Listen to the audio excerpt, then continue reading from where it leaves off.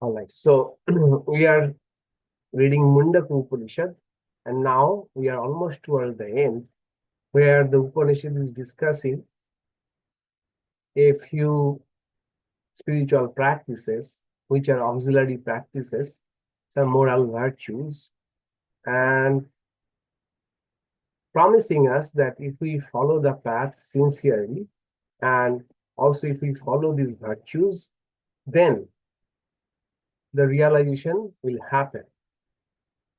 And realization is what? In our last class, we saw the realization is like that the reality is vast, vrihat, divyam, sacred, and achinta rupam. That is, it is cannot be conceptualized, cannot be imagined what it is like, can only be experienced. And when the experience happens, it is something we are awestruck, awesome, really awesome. At the same time, it is subtle, very subtle, and it is vibhati, it is shining, and it is very farther from the farthest, and nearer than the nearest. So one explanation of that is it is farther for if we don't know it, if we don't search for it, if we don't seek it, it is farther, always uh, beyond our reach. But if we try to look for it, it is very near. Paśyate iha evo nihitam gṛhyate. It is just hidden in the cave of the heart. In the cave of the heart, it is so nearby. So it is far away from for some those who don't seek it, and those who seek it and progress towards it. The reality is right here. It is hidden in the cave of the heart. Hidden means it is not hidden that it is secret, but it is hidden in the sense that the veil of ignorance, the veil of non-recognition of the spiritual reality makes it like a secret object, a hidden one. Okay. Otherwise, no secret. It's open secret. Now, then, how to, what is the criteria for knowing the truth, or criteria for realizing the reality? That is the next verse. Next verse, we come across an idea which is very unique here. Jñānaprasādena. Jñānaprasādena. Prasada means grace. Grace. Grace, or the favor or grace of whom? Jnana. Jnana means knowledge, by the grace of knowledge. But here, the commentators say that here, not jnana does not mean knowledge, but jnana means the instrument of knowledge, that is in the mind. Okay. Mind, through that which we know everything, is the instrument of knowledge. So jñānaprasādena means the blessings of the mind, or the grace of our own mind.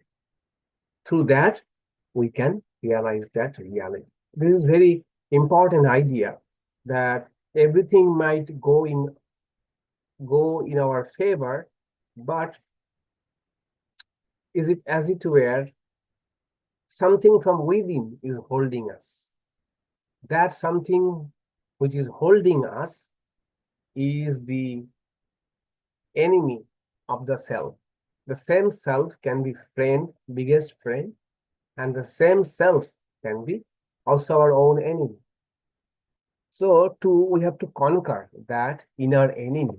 Then conquering the inner enemy is what it means, the blessing or grace of our own mind. That is very important, very important. a favorable mind for spiritual practice.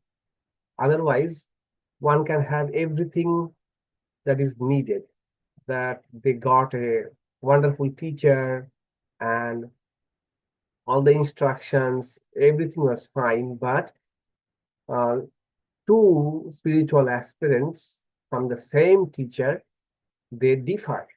In what respect? It is to the extent one has got the grace or blessings of their own self, jñānaprasādena. So that we shall see today. Mantra number 5.1.8, 3.1.8. Na cakṣuṣā gṛhyate, na opi vācā, na anyaiḥ devaiḥ, tapasā karmaṇā vā, jñānaprasādena viśuddhasattvaḥ, tataḥ tam paśyate niṣkalaṃ dhyāyamānaḥ. That reality cannot be grasped by the eyes, nor by speech, nor by the other senses. It cannot be attained through austerity or actions. It is only by the grace of knowledge that one with a purified mind sees that undivided reality while meditating. So wonderful. It says that again, starting with what cannot take us to that reality. So now it cannot be grasped through eyes. It cannot be grasped through our speech. That is, and na anyaiḥ devaiḥ. Devaiḥ means here other sense organs. So none of the sense organs or none of the motor organs can grasp it. Na tapasā, nor by tapas. Tapas in the sense here, the austerity that we know about, some physical austerity, standing on one feet, not eating for days together. These are physical austerities. Through that reality cannot be comprehended. Na karmaṇā vā, nor by mere karma. Karma means here the ritualistic actions. So action, not ritualist, not her. So then by how then it is said? Then who then realizes it? How it is realized?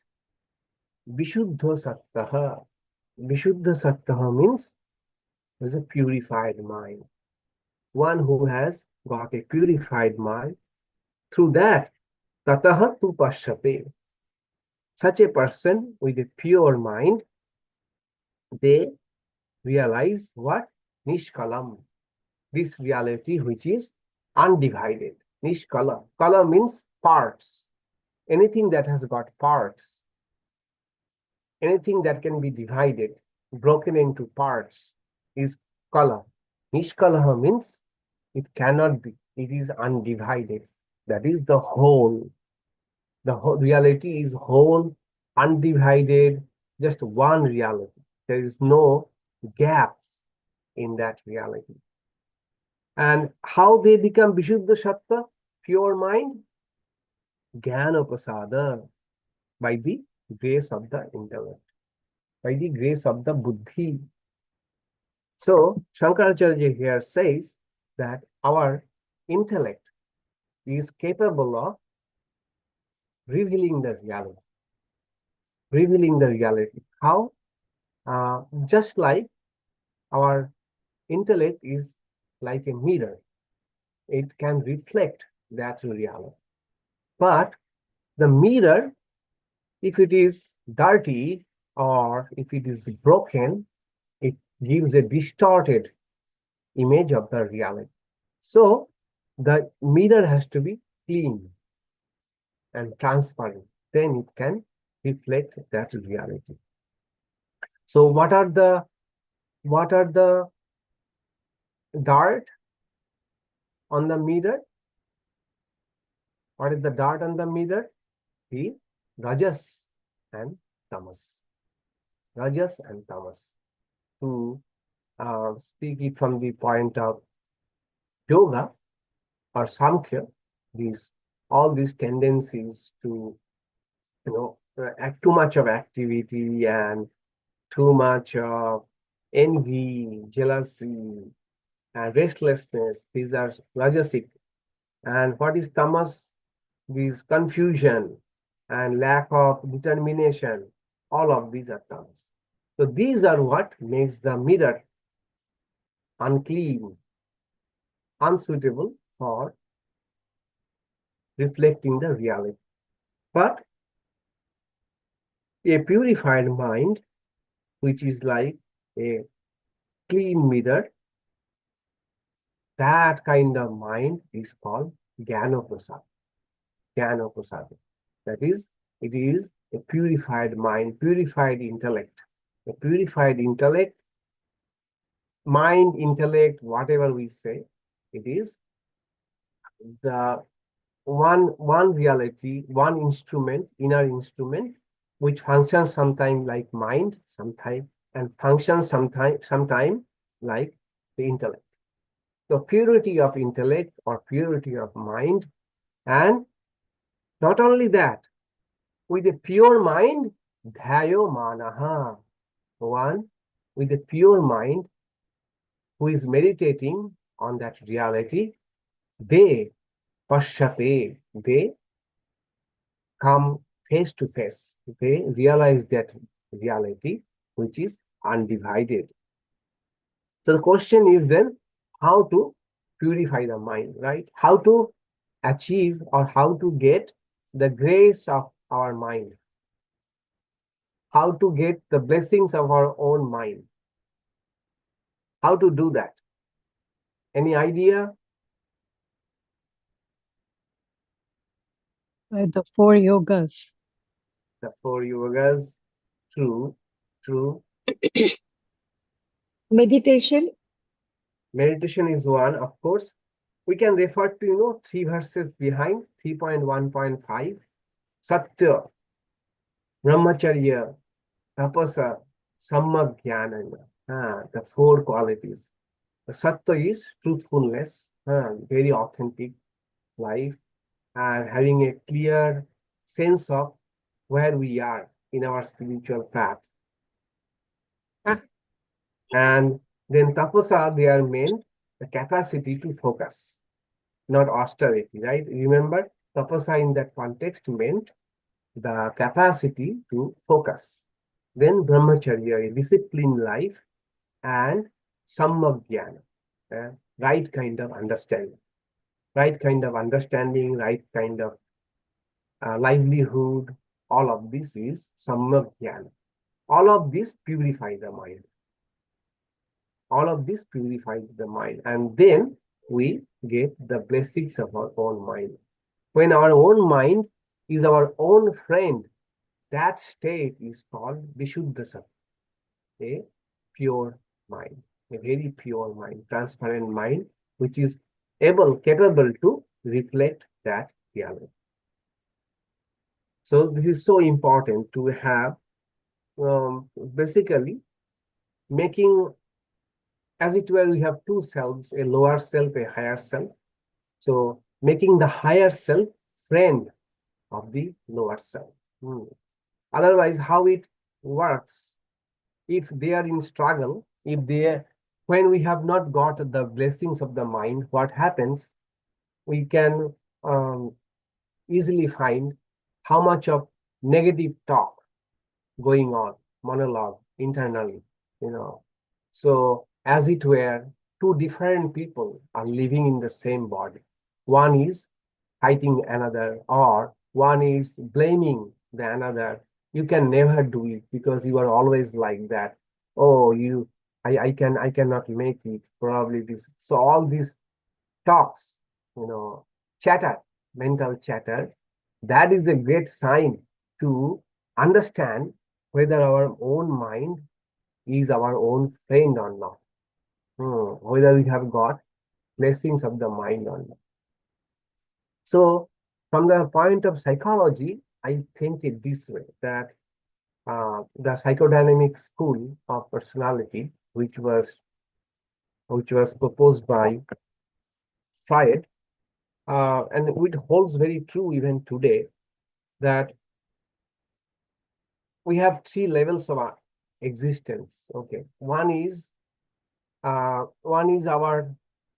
instincts, instincts which always run for pleasure, sensory pleasure, and which gives sensual pleasure or short-term pleasure. Those are called the instincts, and Freud said id, id. These are, we may say, these are our lower tendencies, okay, which always wants to party, always eat things which are not good for our health, or even engage in activities which are harmful. We know which are harmful, but we cannot quit. So that kind of things, that is id. Then there is super id. Super id is all our values, all the moral ideals. Those are super id. And in between is ego. Ego is my own idea about myself. So what happens is there is a constant fight between the super id and id. Okay. Super id is pulling us to a higher direction, ideals, but id wants to only enjoy like a puppy, like a baby. It does not want to delay gratification or think higher thoughts or engage in practices which will be good for long-term gain. They don't want to. So they too are always in a fight. So this internal fight is very difficult to it creates tension, internal tension. And so we have to protect our self-image. Okay, we have so much of higher ideal, but again, we are not unable to do it.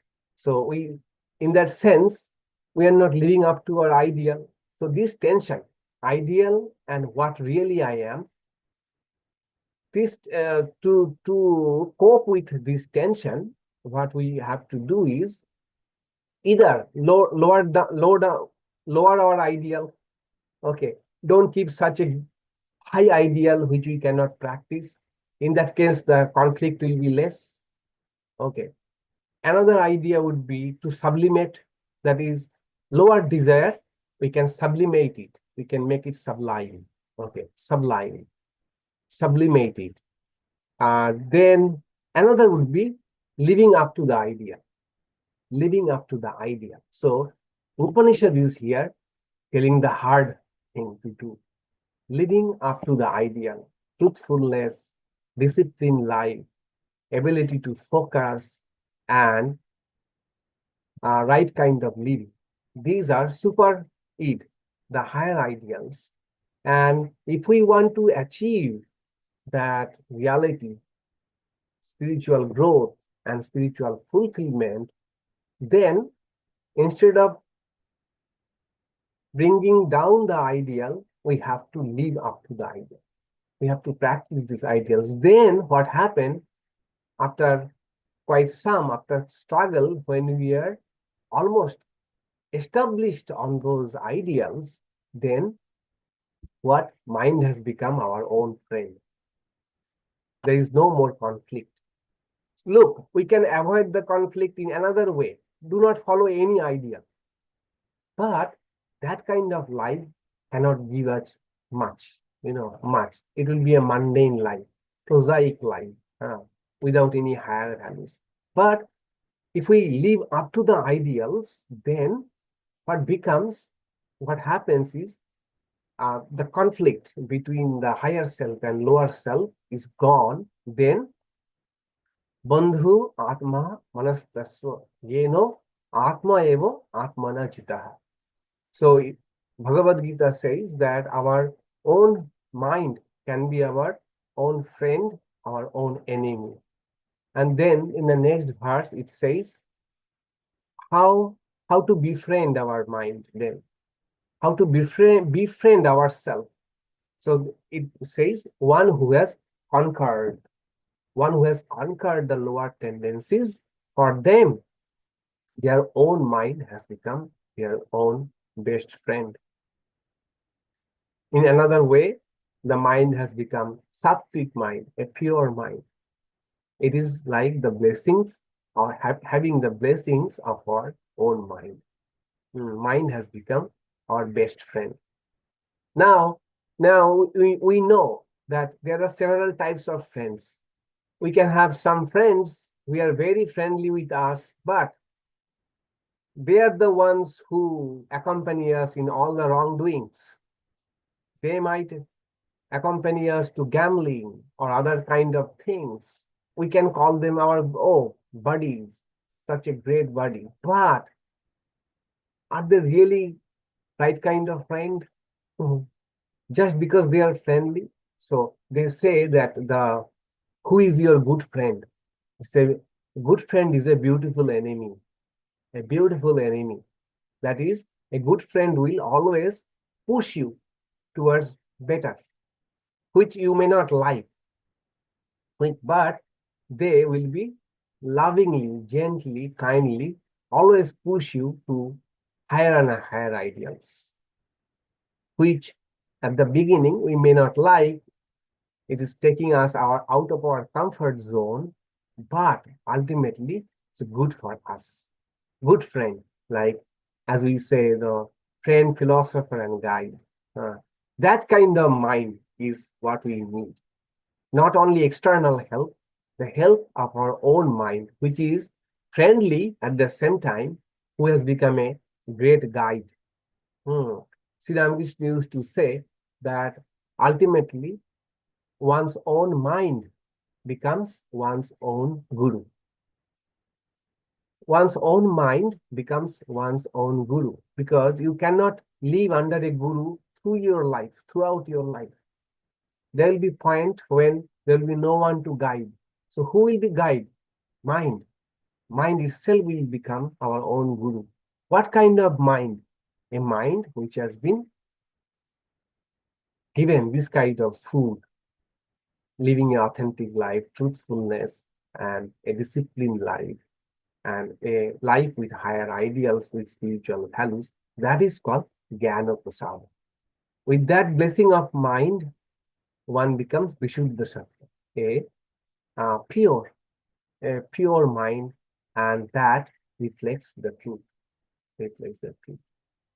The same idea is repeated in the next verse in a slightly different way. So can we move on to the next, or do you want to discuss something? Do you want to add anything?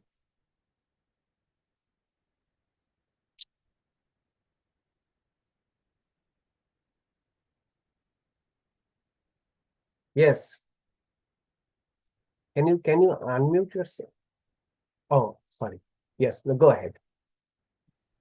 You can unmute, yes. Just about what you said earlier.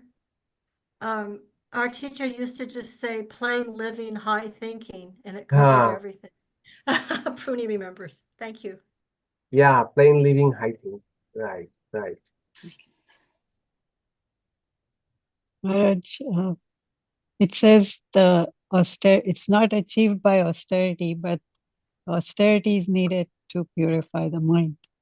Yeah, austerity in the sense of not as the common idea of austerity is, to punish the body and mind. Not through that alone one can grasp that reality. Okay. Discipline, which we call brahmachari, a disciplined life, that itself is a austerity, is not it?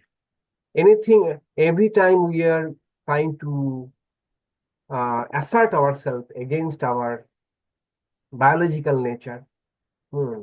So biologically, we love to have food which are sugary or which has got a lot of salt or fried foods. Okay. And disciplining that requires and mental energy at the same time. It is not pleasant thing. So it is tapas. It is tapas. So a disciplined life is needed. Discipline. That is the thing, I was thinking that where tire meets the road. Tire meets the road here in the practice. Otherwise, Vedanta can be misleading sometimes. If we reach the conclusion, which is from the very beginning, I am that reality, so I don't have to do anything.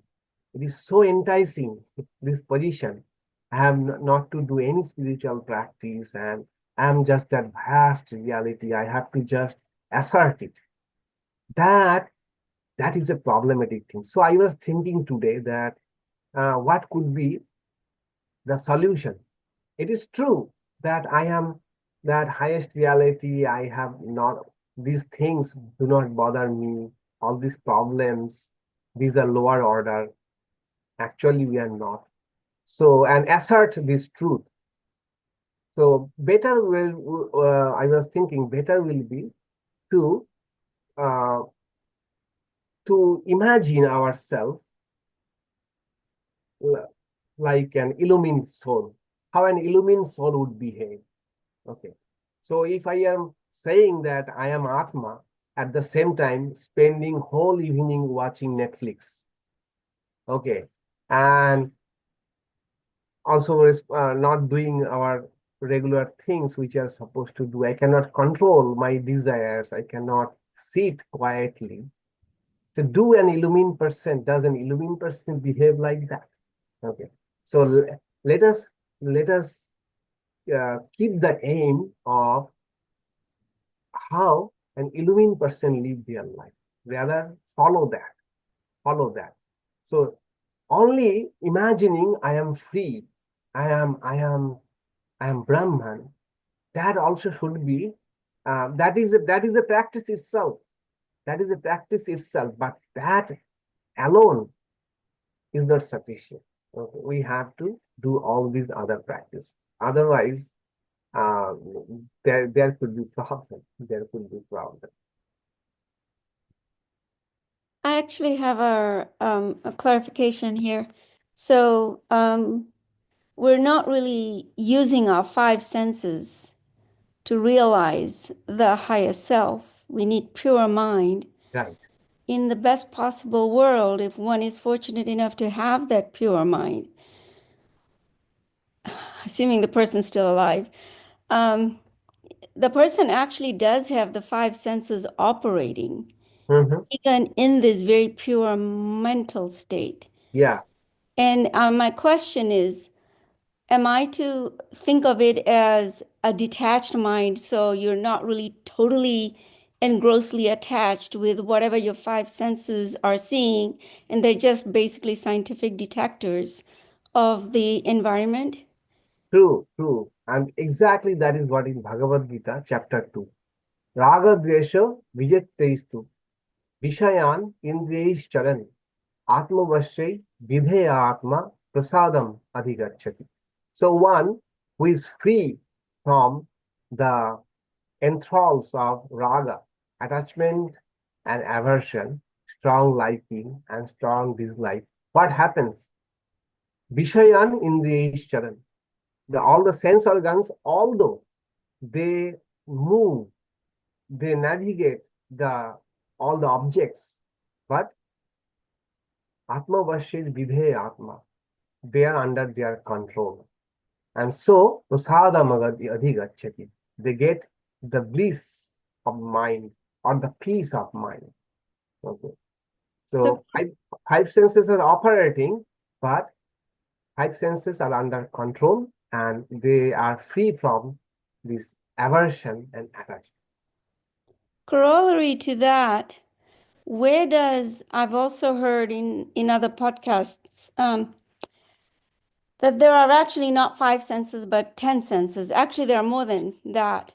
So there's the mind of the eye, mind of the ear, which is even biologically true. So where does this other level of 5 senses play in an illumined mind? I don't know which other 5 senses you are talking. Well, I've heard Swami Sarvapriyananda say there's the, maybe it was his way of explaining it. There's the eyes, the optical eyes, and Oh, then yeah, the yeah. mind of the Yes, eye. yes. Oh, yeah, yeah. Exactly, exactly. In Vedanta, they always say that when we are talking about sense organs, not these organs, okay, the subtle parts of them. Mhm. These are only the external apertures. But the real eye is in the sukshma sharira, the subtle body. Okay, subtle body has got 17 organs. Okay, if you remember, 5 sense organs, 5 motor organs. So it is subtle body. So 5 sense organs are not the physical 5 sense organs. Okay, but they are real headquarters, you may say. Okay, The real faculties. headquarters. Yeah, the real center, and these are the outings through which they are functioning. So if you take that way, then we have 10 sense organs. The 5 external and 5 internal. Thank you. Yeah.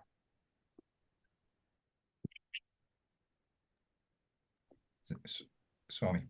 Yes, yes. So I think I'm not quite hearing your pronunciation exactly, but of jñānaprasādena. But it is, so is that a state of illumination? Is it, so I hear you saying it's the grace of knowledge or the blessing of the mind. Is that, is it equal to illumination? Is it an intermediate state? Yeah. Would you So say? according to these words, that kind of mental state takes us to realization. Okay. Viśuddhasattvaḥ and jñānaprasādena, one realizes this. Okay.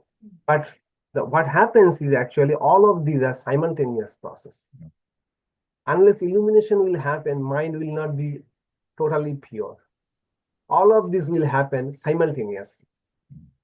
Jñānaprasādena, illumination. So although in practice, at the level of from the level of a seeker, a practitioner, we have to think about making our mind pure. But at the same time, mind can become pure, and having the blessings of the mind happens at the same time that illumination happens. See. Okay. Yeah. Swamiji, I see shades of similarity with the end of Upanishad, where the same thing about being prepared, and Yeah. when you are so prepared, It happens. you will get the realization. Yeah, exactly. So it's very similar, right? Totally, totally. Very similar. Same. Niṣkalaṃ, dhyāyamānaḥ, and it. So what the basic idea is, if we can purify our mind, we don't do anything new or don't create anything new. What is already in, it shines. It shines forth if the mirror is clear or the vessel is clear. Suppose the light is covered with a glass and the glass is clear. So our duty is to make the glass clear. The light will automatically. It sounds that Brahman does not. It sounds that Brahman does not have a part in illumination. How is that sounding? Okay, good question. Brahman does not have any part in illumination. Of course, the illumination is related to Brahman. Okay, so Advaita Vedanta's position is that reality is already there, and we are not able to perceive it because of some internal defects. Okay. The more we clarify the defects, the reality will automatically shine forth. So it is more about our cleaning than Brahman is doing its part. It is illuminating light all the time. Okay. And it is not choosy about me or you. Only whosoever has got a pure mirror, a clean glass, they will realize Brahman. Okay. That is Brahman's role. So same idea is in a different way is presented in the next verse 3.1.9. So Maharaj, to purify the mind, the Yeah. only way is sadhana. Yeah. Yeah, exactly. Purify the mind through sadhana or practices. Okay. eṣaḥ aṇuḥ ātmā cetasā veditavyaḥ yasmin prāṇaḥ pañcadhā saṃviveśa prāṇaiḥ cittaṃ sarvam otaṃ prajānāṃ yasmin viśuddhe vibhavati eṣaḥ ātmā. This subtle self is to be realized through a purified mind, in which the life force has entered in fivefold ways. The mind of all beings is pervaded by the vital forces. When the mind becomes purified, the ātmā shines forth. So the basically, essentially, this verse is telling that the ātmā has to be realized through a purified mind. Purified mind. And rest of the verse is some adjectives about the mind. What are the adjectives? Adjectives is that the mind where five vital forces are intricately, they are attached to the mind, or they give power to the mind. They are otaṃ is pervaded by five life forces. Prāṇas, five type of prāṇas, they are attached to the mind. They influence the mind, and the mind, when purified, then the ātmā vibhavati itself shines forth. Okay. This is the idea. Same idea. Idea is what? The main idea is that purify the mind. Purify the mind. Okay. So points to be noted is the ātmā is aṇuḥ, subtle, meaning that it is beyond sensory perception or any ordinary comprehension that we have. It cannot be seen, heard, or grasped physically, which was told by the previous verse, but it is present as the essence of existence. Just like electricity, so subtle we cannot see it. It is invisible, but we can only we can intuit its presence through the appliances, electric appliances. Similarly, the ātmā is invisible power behind all life. So it is subtle. But purified mind, it has to be realized through a cetasā. Not cetasā means by mind, but here it does not mean any kind of mind, right? It means purified mind. It has to be realized through purified mind alone. And what is the purified mind? Purified mind is, they have given one extra epithet, that just a city runs on interconnected systems like electricity, water, transportation. So life also operates through five vital forces which support the body and mind. These vital forces are called the 5 prāṇas. Okay. We have already in previous some text, we have already read them. They are prāṇa, apāna, dhyāna, udāna, and samāna. Prāṇa is which governs our breathing, and apāna is governs our excretion and any downward movement. Dhyāna is responsible for circulation, and udāna is upward movement, including speech and things like that. And samāna is which is responsible for digestion and assimilation. And all these 5 forces are these sarvam prajānāṃ, that is all the living beings, their mind, cittaṃ, is prāṇaiḥ, otaṃ, pervaded by all the vital forces. That is, the energy that is needed to run the mental function is supplied by the vital forces. So mind is kind of a hub which where all the 5 vital forces are also present, and so that is just a here in this verse, this is just an I would say extra mention that mind is where the 5 vital forces meet. But viśuddhe, such a mind which is pervaded by 5 vital forces, if viśuddhe means, just for the knower of Sanskrit, viśuddhe is 7th case ending. 7th case ending means it is conditional. Viśuddhe, that is, if, when purified, this mind, then what happens is vibhavati eṣaḥ ātmā. This very self then shines itself, shines forth. Just like a clean and polished surface reflects light fully, similarly, a viśuddhe, a pure mind, reveals the radiant, undivided self, vibhavati. So idea is to purify the mind and recognize that the aṭmā is very subtle. It cannot be realized in any other means.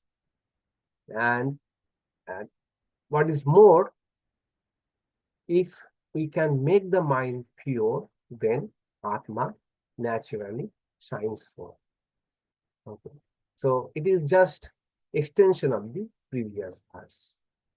Our goal is to purify our mind. Any thoughts from you? Maharaj. Yeah. Uh, Oh, just a minute. Did I?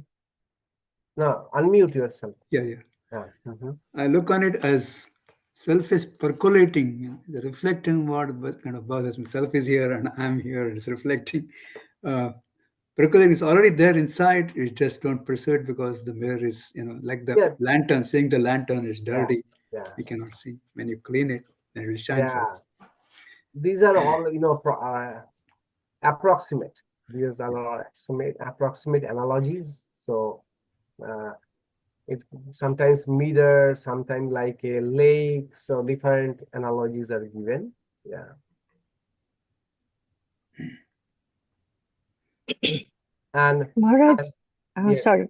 Maharaj, then this purity, where the self shines, that means the prāṇas, this 5 prāṇas, this life forces are helping to bring the purity, or the prāṇas are the ways to what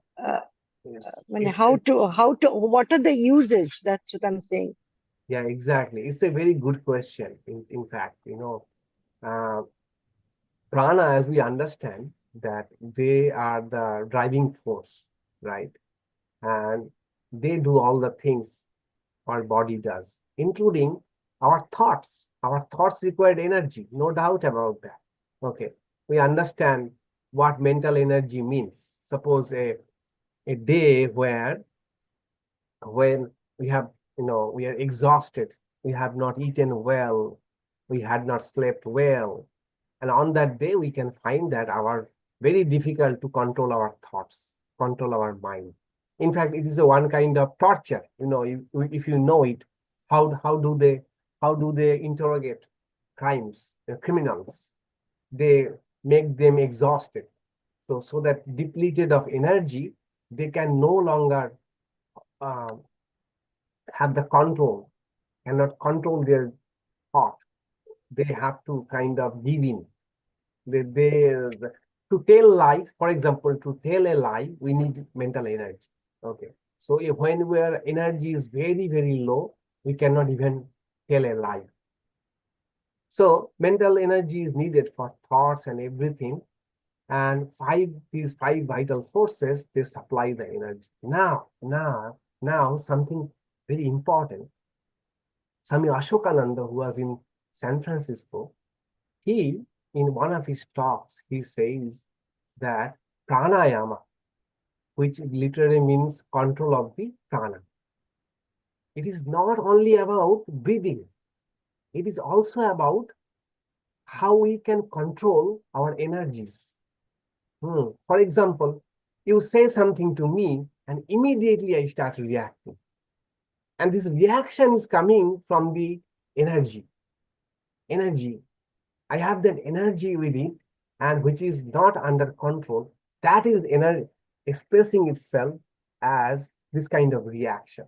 So he says pranayama has a deeper meaning, because these vital forces are what make the mind distracted, and too much of rajas and all of these come from vital energies. So by way of mentioning that the mind, which is pervaded by the five vital energies, probably Upanishad is also mentioning that one of the ways to purify the mind is also control the energy. I have energy, lot of energy, and how to channel the energy properly. These five vital forces, they are not only necessary to perform well or have our physiological functions going on, but those five vital forces need to be also controlled for spiritual progress also. So that might mean the real meaning of pranayama. Not only just pranayama is mostly achieved by controlling the breath, right? Because that is the most tangible way we can control the pranas, tangible ways of controlling the pranas. But I think as we progress in our spiritual life, we can even understand the energy and which way they are trying to lead us. Not only the five senses outside, but these vital five energies, they can also mislead us. They can also take us to different directions. So purity of the mind should include the purity or control of the vital forces also. That's why in Ayurveda, so much of stress is given on controlling the five vital forces. They have a whole way or whole process of controlling the five senses and purifying the five vital energies. They have different names for it. I even forgotten the names. So all of them are geared to purify the five vital energies. So they identify in Ayurvedic medicine, from my reading, that they connect doshas to the various pranas. And then when you're out of balance, then Ayurvedic medicine helps you balance that energy through your diet and practice. Right, exactly. And I noticed over the years it connects to the gunas. Yeah. Rajas, tamas, and sattva kind of can connect to how your doshas are balanced. Yeah, exactly. I just observed it. Yeah. Not a lot of knowledge here, just an observation. Yeah, true. Yeah. So when Upanishad is trying to tell us purify our mind, so we may say it is telling us to be more sattvic. Okay, sattva. And sattva is absence of rajas and tamas. So look at the picture from different angles. From the guna perspectives, making our mind more and more sattvic. Avoid rajasic and tamasic. And thinking about the pranayamas, controlling the pranas, also a way of purifying the mind. Another way of purifying the mind, satya and tapas and brahmacharya and samvagyan. All different ways of purifying the mind. That is what Upanishad is telling. That is why I think the mention of 5 pranas.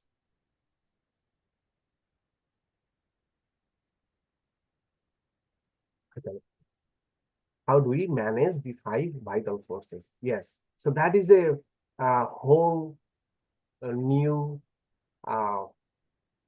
science itself, how to manage the 5 vital forces.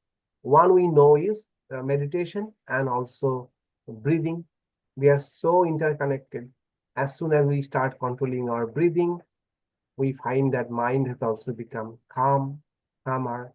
Okay, this is what I know about controlling the pranas, but I think Ayurveda has many more insights to give us how to control the 5 pranas. That is food. There must be food which are suitable to control the 5 pranas. Okay, so that is one way of looking at it.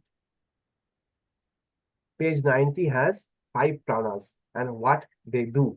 I just mentioned roughly, prana is which helps us to inhale, apana is which goes downward, then samana is which circulates and which is responsible circulating, then udana is which brings things upward, like that. And finally something is there which assimilates and digests food, that energy is samana or vyana something. Okay. Now the final mantra of this chapter, that is a eulogy. Eulogy is like this. Upanishads find that towards the end they eulogize or praise the knower of a Brahman, or they praise the spiritual knowledge, the vidya, the para-vidya. They praise the knowledge, they praise the knower, illuminator, and sometimes it's a tactic trick they use. They say that those who follow this type of path, or those who are loved or friend of illumined people, they also get material prosperity. Okay. Material prosperity also. So Brahma Varchas, and sometimes Upanishads say they will be so wealthy, those who pursue this type of knowledge. So my understanding is that this is a enticement that entice common people, that if you come to this type of knowledge, you will get material prosperity. So what will happen is you will come with the idea of material prosperity, but the person to whom you are coming, or the knowledge, the Upanishad, they promise material prosperity, but they will, after you spend some time how to be prosperous, you will start questioning, do I really need material prosperity, or there is something more? Okay, so that is the last verse, that telling that those who are pure-minded, illumined people, what happens is, whatever they desire, it comes to true. And whatever type of experience they want to have, that come to pass. So, those who want prosperity, bhuti kamaha, they should always respect, revere illumined people. The trick is that if you want prosperity, so go to a illumined person. He will help you to get whatever you like, because these people, their mind has become so pure that whatever they say becomes true. Because they have practiced truthfulness throughout their life, now anything they say becomes true, as it were the whole nature come together and try to make the person's speech or intentions true, because the person is so much established in truth. This is the idea. So, such a person, whatever they want, it happens. Whatever experience happens. So, go revere such a person. Okay, this is the trick. Let's see the mantra. This is the last mantra of this first part of third Mundaka. Yam yam lokam manasa saṃvivāti viśuddhasattvaḥ kāmayate yancha kāman tam tam lokam jñāyate tancha kāman tasmat ātmajam ātmagyam hi archayet bhuti kamaha. Whatever world a person of purified mind contemplates with their mind and desires, and whatever desires they hold, they attain those worlds and fulfill those desires. Therefore, one desiring prosperity should indeed revere a knower of the self. So here, the eulogy is for viśuddhasattvaḥ. One viśuddhasattvaḥ, one mind is purified. So whatever world, loka they want. So here loka does not mean different levels of existence, but might mean, world might mean state of existence. Okay.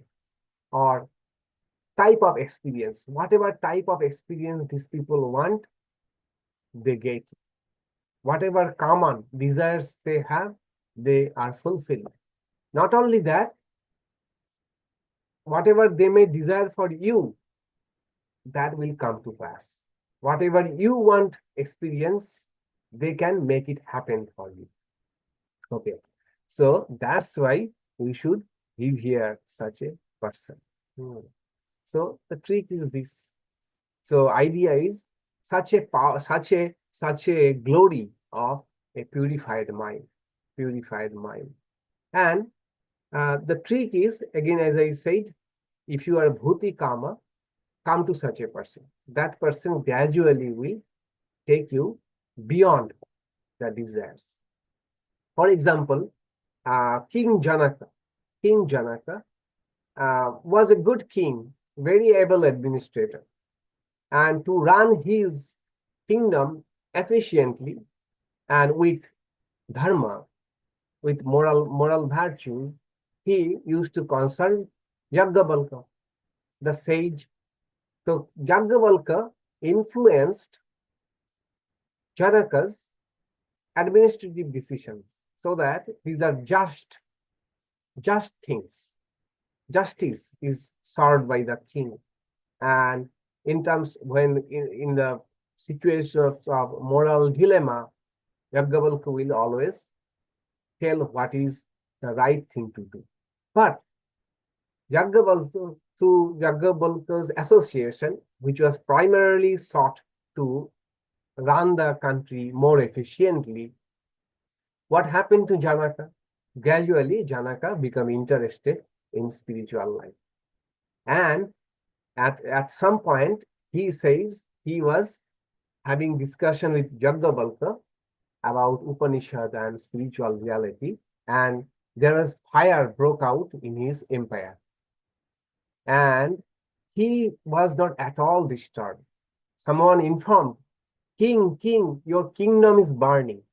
Then he says in Sanskrit that mithilayam, something like, which means the whole, if the whole capital is burned down, nothing happens to me.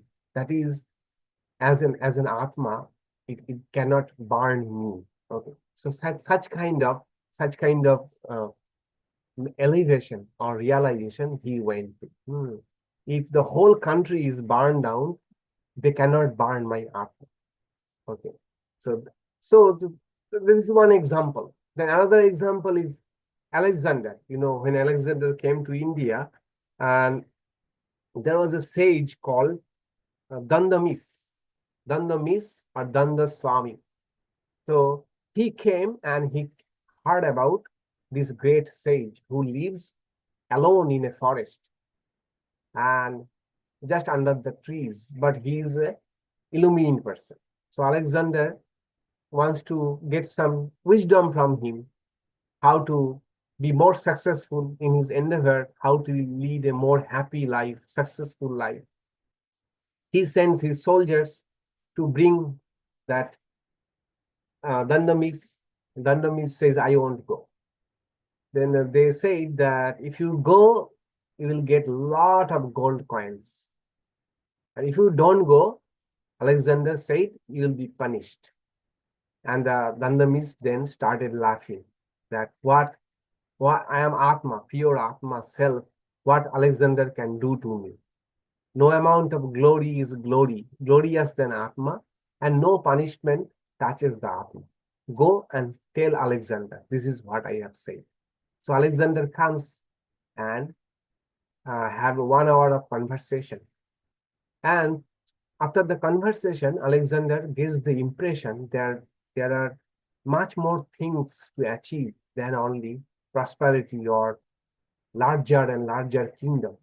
So this Alexander did not become a spiritual seeker immediately, but this incident he remembered, and it greatly influenced his later life. That such a person, and Alexander said that that person is richer than me because he does not have anything and also does not want anything. That is called a rich person who does not want anything. So I really am grateful to him for showing me a higher path. There is something more. So the idea is kind of reflecting this verse that initially we might go to a scripture or a talk or a person for material prosperity, or even just to get rid of mental problems or some sufferings. You know, we can sometimes we take course of spirituality because we are being tormented by problems. That is also a kind of bhutikamaha, right? I want that this problem be solved or this crisis be solved, whether it is monetary or otherwise. But after we go there, after we engage, maybe if we really come under such a person who is viśuddhasattvaḥ, then what will happen is our tendency for material prosperity, money and possession and all of these, they will gradually fade and will become secondary. That's why this verse says that if you want material prosperity, go and revere a pure-minded person. Okay, a pure-minded person, one who has realized the ātmā. That is the bait. That is the bait Upanishad is giving to us. We see that in the life of Sri Ramakrishna, many people did not come to him first as a spiritual seeker. For different reasons they came, but after, for example, one doctor who was very atheist and very argumentative and a leading scientist at that time, he came to treat Sri Ramakrishna and was taking his fees. Gradually, he stops taking fees, and gradually he even cuts down his practice. He comes in the name of seeing Sri Ramakrishna, then spends hours discussing spiritual topics. Gradually, we see his transformation. That happens. That happens. All right. So, any thoughts about this verse? This verse of eulogy.